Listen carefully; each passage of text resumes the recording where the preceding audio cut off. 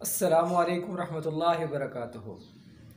ناظرین محترم، اگر آپ کراچی کے رہائشی ہیں، کراچی میں رہنے والے ہیں، کراچی کے حقوق کے لیے آواز اٹھانے والے ہیں، کراچی کے لیے ٹیکس دیتے ہیں، کراچی کی آواز بننا چاہتے ہیں اور اپنے حقوق کی جنگ لڑنا چاہتے ہیں، اپنا حقوق لینا چاہتے ہیں، اپنے مسائل کو حل کرنا چاہتے ہیں، تو آئیے 28 مارچ کو شہر فیصل پر اپنی آواز بلند کریں اور اپنی آواز کو پہچانیں۔ آپ کی آواز کس طرح دبائی گئی ہے، کتنے سالوں سے اور کن کن لوگوں نے دبائی ہے۔ وفاقی حکومت ہو، صوبائی حکومت ہو، سب نے آپ کے حقوق پر ڈاکہ ہی ڈالا ہے۔ اگر آپ کے حقوق کی کوئی جنگ لڑ رہی ہے تو صرف وہ جماعت اسلامی لڑ رہی ہے۔ اپنی آواز اور اپنے حقوق کی جنگ لڑنے کے لیے جماعت اسلامی کے ساتھ مل کر 28 مارچ کو شہر فیصل پر آئیں۔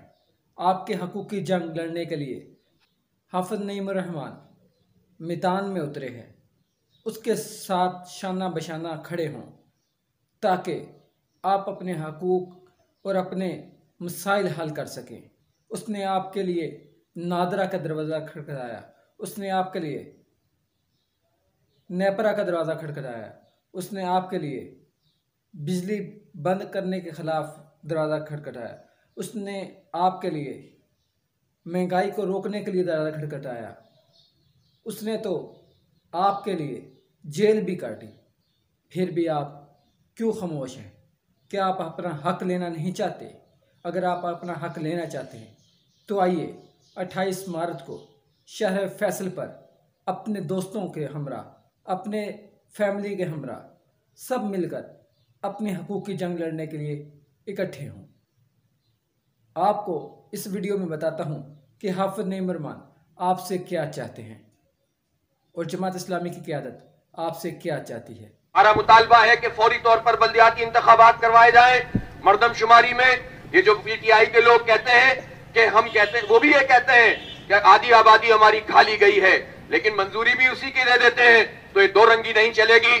اثر نو مردم شماری ہونی چاہیے۔ آج سے اس پر کام شروع ہو تو اگلے 2-4 مہینے کے اندر پورے ملک میں مردم شماری ہو سکتی ہے، اور اگر کراچی کی گنتی پوری ہو جائے، پوری ملک کی گنتی کا اندازہ ہو جائے گا کہ کتنے لوگوں کو آپ نے اٹھا کر کون کون سے علاقے کے اندر پھینک دیا ہے۔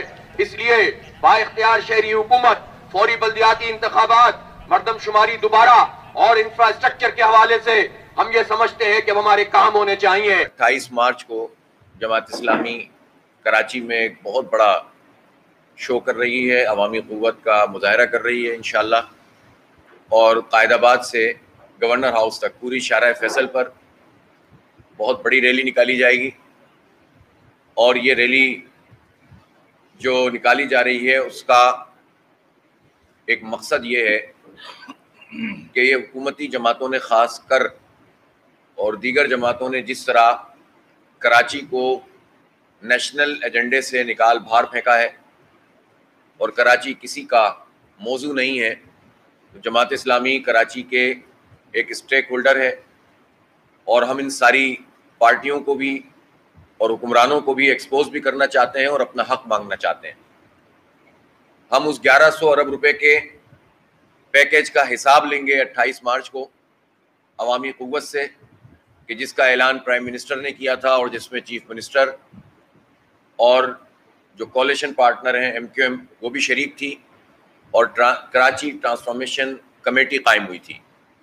ہم پوچھنا چاہتے ہیں کہ پچھلے 7 مہینے میں اس کمیٹی نے کیا کام کیا، اور 1100 ارب روپے میں سے اگر 5 ارب روپے کا بھی کوئی کام نظر آتا ہو تو ہمارے سامنے لایا جائے۔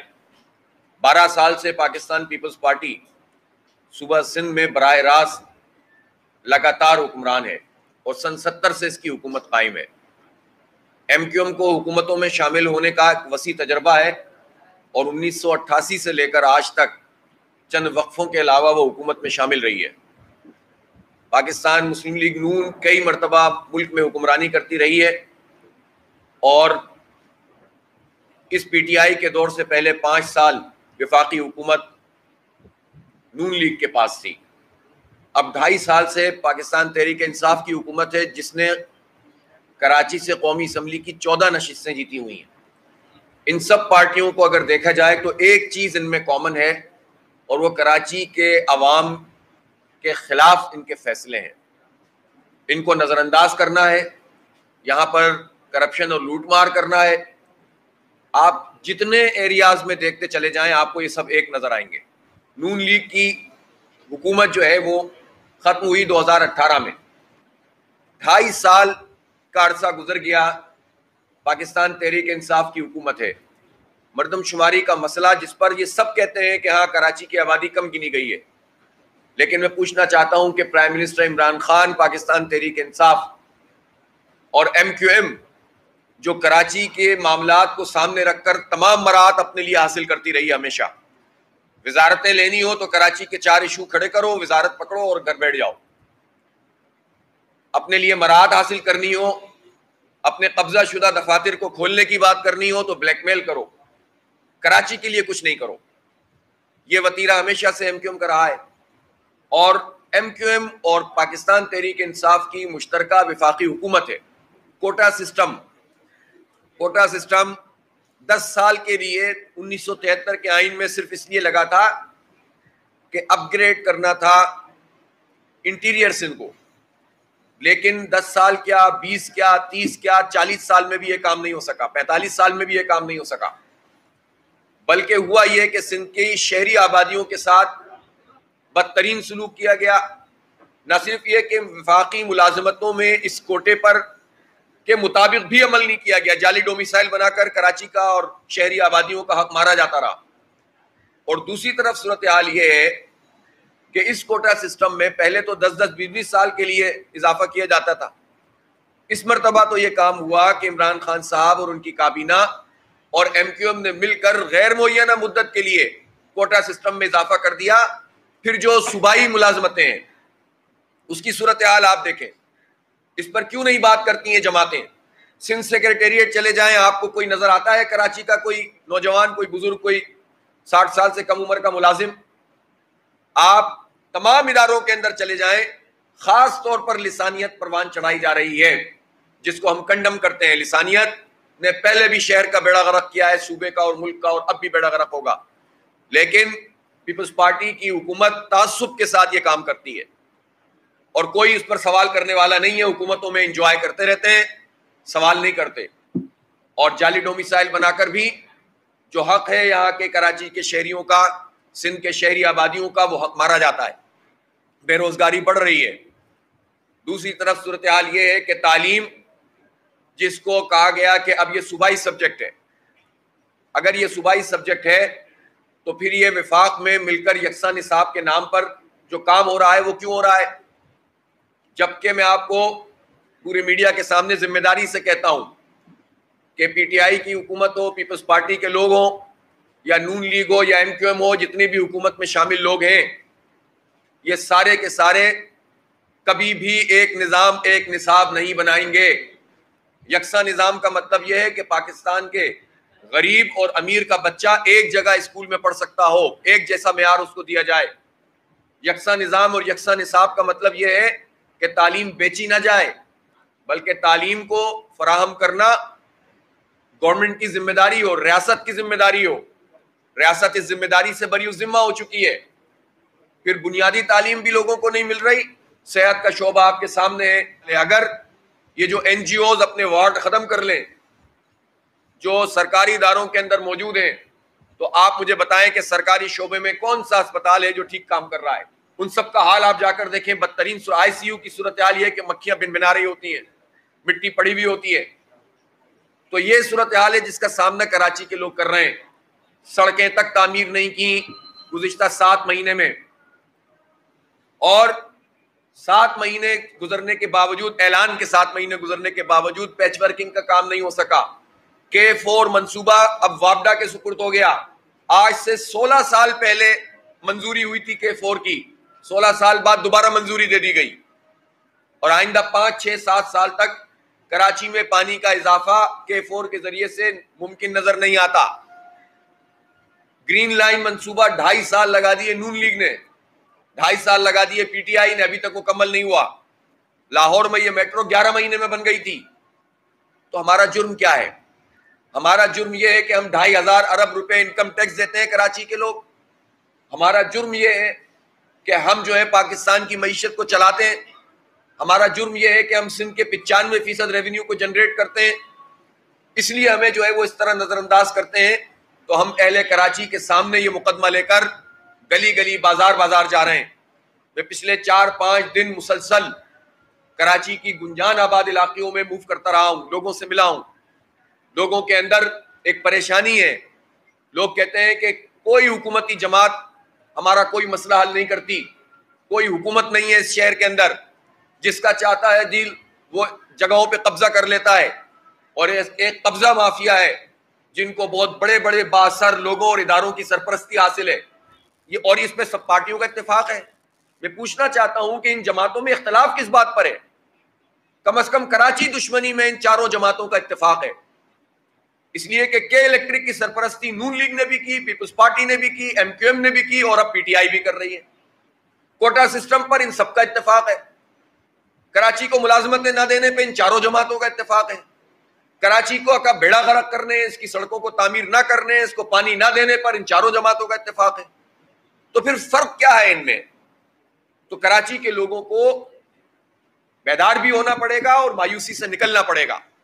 جب کراچی کا ایک باپ تھا نعمت اللہ خان جو کراچی کو آن کرتا تھا, تو Lyari express way housing society میں بھی یہ کہا گیا تھا کہ اٹھا کے پھینک دو.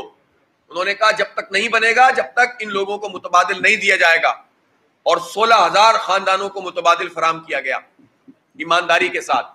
لیاری ایکسپریس وے آج زبردست طریقے سے بنا ہوا ہے. جب یہ کام ہو سکتا ہے تو یہ لوگ کیوں نہیں کرتے؟ اس لیے جماعت اسلامی ان لوگوں کو تنہا نہیں چھوڑے گی کسی بھی صورت. کراچی کے ان 3 کروڑ سے کہیں زائد لوگوں کا مقدمہ جماعت اسلامی لڑ رہی ہے. ہم سڑکوں میں بھی ہیں اور ہم عدالتوں میں بھی جا رہے ہیں. اور ہم یہ سمجھتے ہیں کہ عوامی دباؤ کے ذریعے سے وہ اپنا حق لیں گے, اس لیے کہ کوئی شرافت سے تو دینے کے لیے تیار ہے نہیں. خیراتی پیکج کا اعلان کرتے ہیں. آپ سوچیں صحیح کہ 1100 ارب روپے کے پیکج کا اعلان کیا عمران خان صاحب نے, اور یہ 5-7 سال کی مدت کے پیکج ہے جس میں منصوبے وہی ہیں جو پچھلے چلے آ رہے ہیں. 2500 ارب روپے ہم سالانہ دیتے ہیں. 5 سال 6 سال کے پیکج کا آپ اعلان کر رہے ہیں جس میں کام کا آغاز ہی نہیں ہوا ہے. تو آپ کس کو دھوکہ دے رہے ہیں؟ اب یہ دھوکہ نہیں چلے گا. جماعت اسلامی اس شہر کی اسٹیک ہولڈر ہے. ہم نے اس شہر کی خدمت کی ہے, اس کو تعمیر کیا ہے بغیر کسی اختیار کے, بغیر کسی حکومت کے بھی ہم لوگوں کی خدمت کرتے ہیں. کورونا ہو, بارش ہو, عام حالات ہوں, غریبوں کی مدد کرنا, اسپتالوں کو چلانا, لوگوں کے ساتھ جو ہے وہ ان کے مسائل کو حل کرنا, کہ الیکٹرک کے ساتھ مقابلہ کرنا, بحریہ ٹاؤن میں لوگوں کے مسائل کو حل کرنا, نادرا جیسے ادارے نے جس نے لوگوں کو جو ہے وہ ناطقہ بند کر کے رکھا ہوا تھا اس کو جو ہے وہ درست کرنا, اس سارے کاموں کو جماعت اسلامی نے کیا ہے.